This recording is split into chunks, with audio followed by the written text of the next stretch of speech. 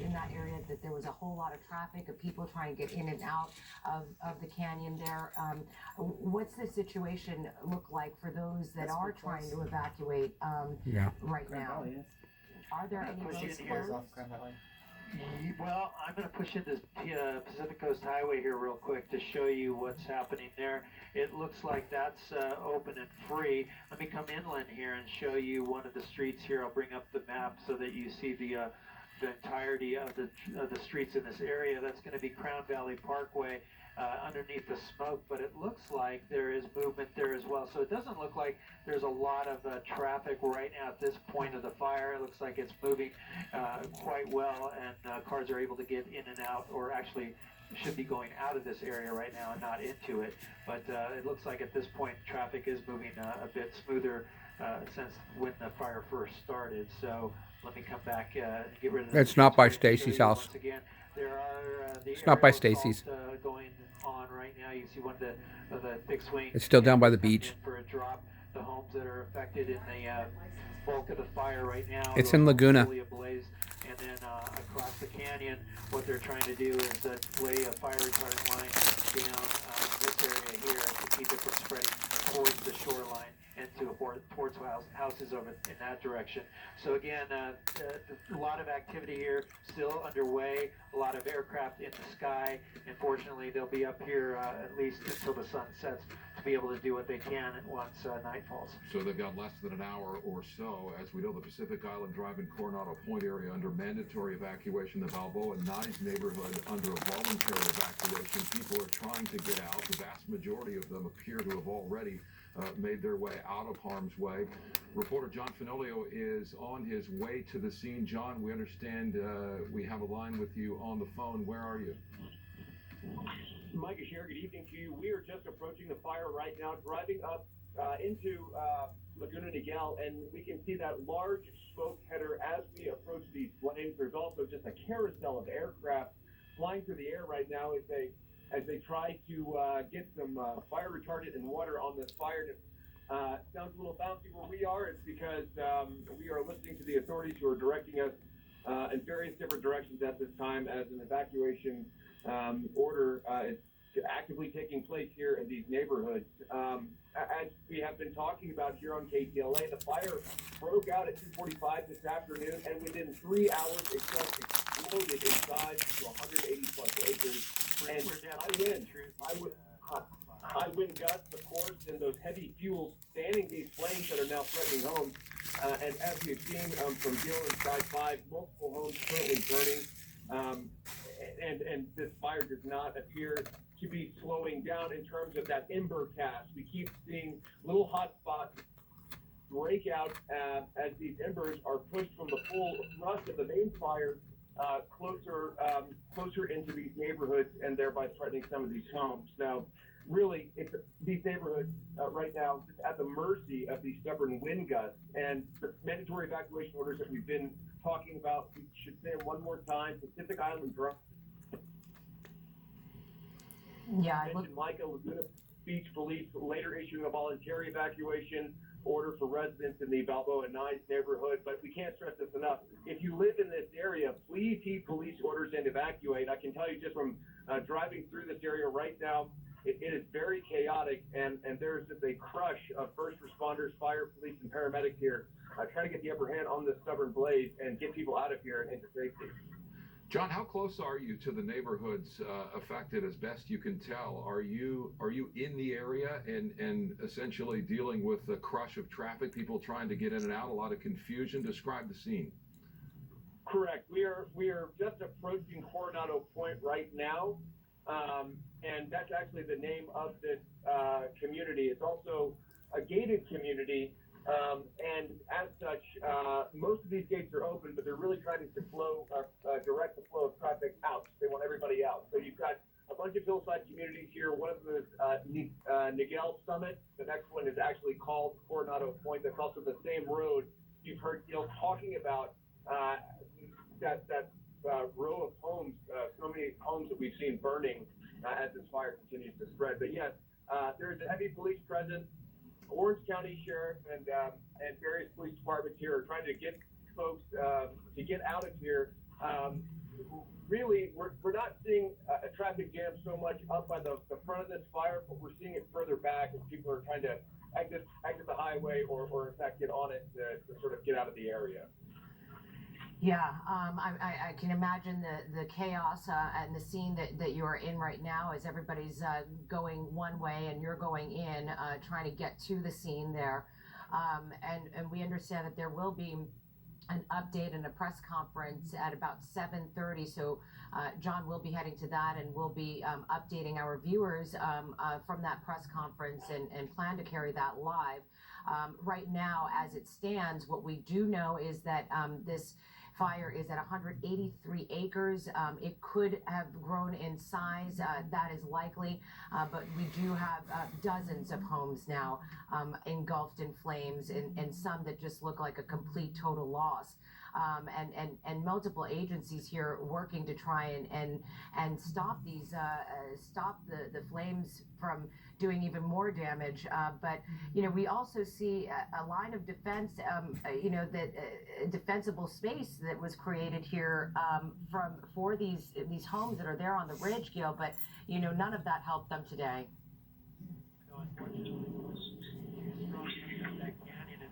Pushing right into those roof lines, into that second story of all these homes here, and miraculously missing homes like this one in the middle here. Right now, those firefighters in that backyard, they're currently doing structure protection. You see, they're not really focusing on the house that's already burned. There's putting a little bit of water on there, but they were really dousing that roof line next door to keep it from catching fire. So they're doing a great job in there. The house to the left also not on fire, but then you move over to the left here and you see this larger home that is fully engulfed in flames. So an unfortunate situation, very sad situation to see all these homes go up. I can tell you though, let me come out wide and show you real quick the burn area here right now as I widen the shot. A lot less smoke coming up from this fire in general. From the bottom of your screen, that fire has calmed down quite a bit, and that's allowing us to see those structures more and more up on the ridge line. The aircraft still flying around here. There's one flying under us right now. They're setting up to do another fire retardant line, but you can see that red line there on both sides of the fire that has helped to keep it from spreading in that direction towards those other homes that are not burned.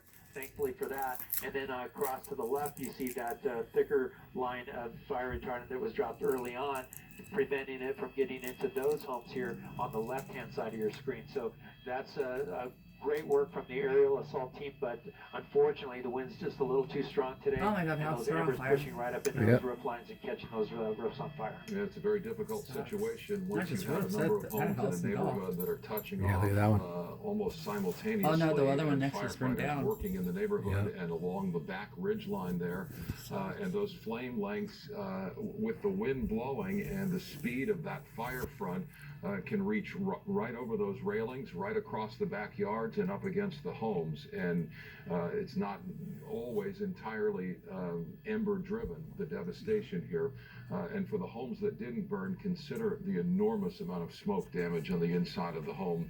That nobody is untouched by this fire in this neighborhood.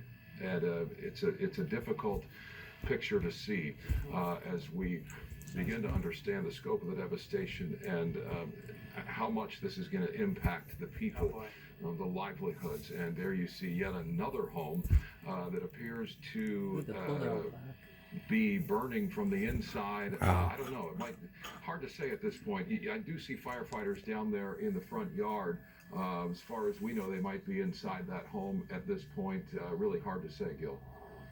Mike and Chair, I was concerned about these two homes because they were not on fire the last time we checked. You can see I'm going to come in here tight and show you the roof line there is on fire. That wasn't like that a few minutes ago, and now it's starting to smoke up. You see the fire crews there in the, that would be the front yard, the driveway. They're on scene there, and hopefully they're making entry into the house, fighting it offensively. But right now that one's starting to go up. That's the very latest house that's catching fire here. That's next to this very larger home with the ladder pipes next to that have been fighting that for quite a while now. So unfortunately, that house now is catching fire. Yeah, they've been over that other home for a good part of the hour, if not more, with those two streams, trying to drown it at least. Now you see just another home. It is hard to count how many homes have been touched by fire and how many are a total loss. We will be getting that update with that press conference at 7:30. But by your count, Gil, what would you say? Over a dozen we've been talking about, maybe 15 now? I believe I counted here a dozen up until this one. That would make, I believe, 13 along the ridge line. So that's one, that's the bigger one, two there. And then as you go up the ridge line here, you can see the ones that are burning. And you can kind of count, those are three right there, a fourth one right there, and then continuing up all the way through the smoke, all the way to the other side. There is a very large one that's burning right here. So I believe it's about a 12 or 13 ohms count that I got just along the ridge line, and then several across the street from those homes that are burning. And then in one street over more was at least one house in that on that street. So at least definitely a dozen, if not maybe 12 or 13, maybe even as many as 15 that are on fire right now. Right now, and that's along the ridge line. Of course, across the street along Coronado Point, a number of homes have burned as well. This number could reach 20 homes impacted by fire, and it's not over yet. What you're seeing on the right here was the early stages of this ground assault by firefighters. This video just into the KTLA newsroom, and the live picture there on screen left of what has become of this situation.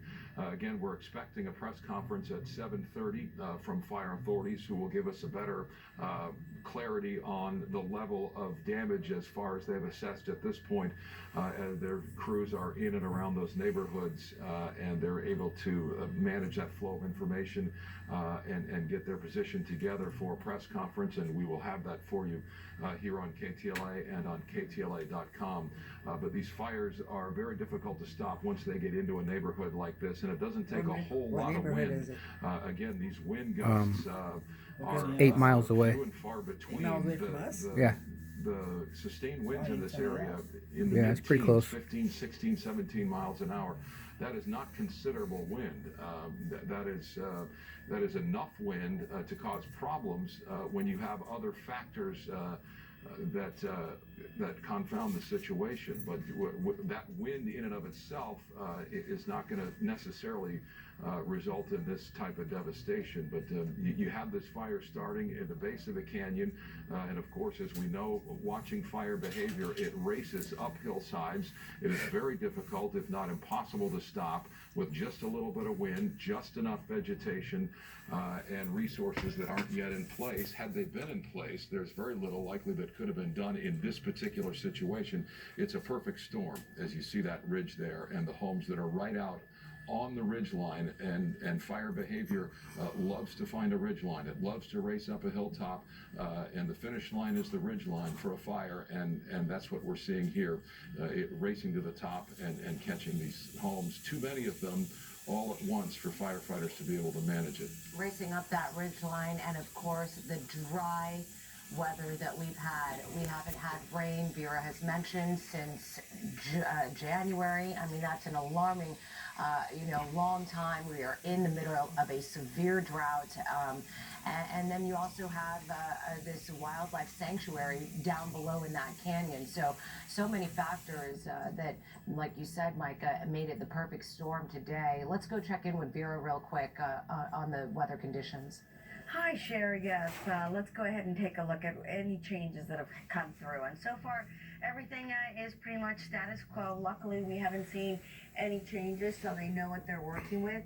We have seen a small decrease in the surface winds at a moment or two, but nearly staying in the mid-teens, 15, 13 miles per hour is kind of what's been shifting back and forth. The gusts are somewhere between 22 and 25 miles per hour. So again, that hasn't changed too terribly much. We are expecting the sun to drop at 7:43. And so once the sun drops, even though we're not going to see as quick of a drop in those wind speeds, by 10 o'clock they will be back in the single digits. They'll go from about 8 miles per hour still out of the west. Closer to midnight, we'll be seeing the winds finally shift out of the east, and we'll drop into the single digits, somewhere at around 5 All to that maybe smoke's 3 gonna miles blow per inland hour. towards So us. we are expecting some nice changes there for the firefighters. Blowing on in the here line. right now. The relative humidity, once the sun drops, will also increase back into the low 70s, which again is not fantastic. What we would really like is a very nice, marine layer to help, Say a make prayer that for all those fire people out there. Hopefully they fight got a them all little out of their bit easier houses. for the men and women that are out on the line. Hopefully everyone's But okay. in terms of the winds, Yeah, that hopefully all the will animals be are okay help. too. Temperatures are also going to continue to drop. The coolest part of the day will be overnight at about 5 a.m. tomorrow, when temperatures will be You know, in the Mission upper Viejo fire's 40s. over there. But overnight, again, we're going to see a nice You know, drop our in fire those department's temperatures, over there right especially now. because we're expecting mostly Our clear apartments are skies. there And right you know now? what No, our happens fire when we have department. clear skies? Yeah. We have All our that fire trucks just evaporative left. cooling, and that just means that Not we just left, but basically about an hour release ago. all They of all the heat they all in the left. All our atmosphere, fire trucks are or out all right of now. the heat closer to the surface We all went up down there. into the atmosphere, and there's nothing to trap it. So the temperatures definitely will be dropping tonight. And as I mentioned, the relative humidity. Hope they will get be it under wraps. improving. By Oh, we need to Gil's quit this wind, picture though. that you're currently seeing right now, you can Probably see that die the out around winds 10 tonight, are not hopefully. too terribly strong, but as we've been talking about all evening, they are just strong enough to continue to fuel those or spread those embers and fuel the bit of fire that is out there at this point. And Gil, as we take a look, you had us over by the coast. You know, it actually looks like that this fire has really calmed down in the last half hour or 45 minutes or so than when we first got on this. And as we look towards the coast, it doesn't look like it's even moving toward that direction like it was earlier. Right, and we're not seeing as much activity on this side either. You're right, Cher. It looks like they've done a great job of putting out those hot spots here along this side of the fire. The dozer teams, the bulldozers that are out there cutting lines around the fire as well, doing a great job. I do see still some fixed-wing tankers that are orbiting and waiting to drop. I believe they're trying to make an estimate of where they want to make that drop. The one point, though, I'm going to show you here real quick. This is probably where they're going to do that next drop, because you see the fire retardant here on the right-hand side, that little red spot on the brush there. They're probably going to drop in front of this flame and along this length here to prevent and slow that fire down from moving up that hill. It's still creeping slowly in that area, but the initial part of the fire that we were looking at is going to be here. There is another hot spot flaring up here, but the helicopters will come in and put the water on that fire and calm that down. So they are keeping an eye on all that. Another spot of concern is back across the burn scar back over here by the homes. There is a spot that has crept into the fire retardant there. They'll likely hit that at some point to make sure they cool that down. So again, they have made a lot of improvement and a lot less smoke coming up from this fire right now. And important to point out that the fire has not jumped to the retardant line to this point. So they've steered the fire in a direction that's narrowed the head of the fire, and you can see the flames are largely dissipated. You see a little bit in there to the inside, so it's within the boundary of the lines they drew, which is a good thing. And if it's going to burn inside those lines, like you see right there, it'll burn itself out eventually. This is not; these aren't large flame lengths. This isn't aggressive fire behavior at this point by any means. They have the resources in place to contain what we see at this point that's burning. The damage, frankly, was done several hours ago when this fire got out ahead of firefighters, possibly before they could get into position in that Coronado Point neighborhood, and the devastation that ensued and that we've been watching. It is so difficult to see. But in terms of the vegetation fire itself, it remains within the Phos-Check lines at this point. Yeah, that is some good news there. There was some worry when when it was creating its own little weather event there and microclimate, and the winds were picking up, that maybe those embers would jump that Phos-Check line, and that was, but it didn't, thankfully.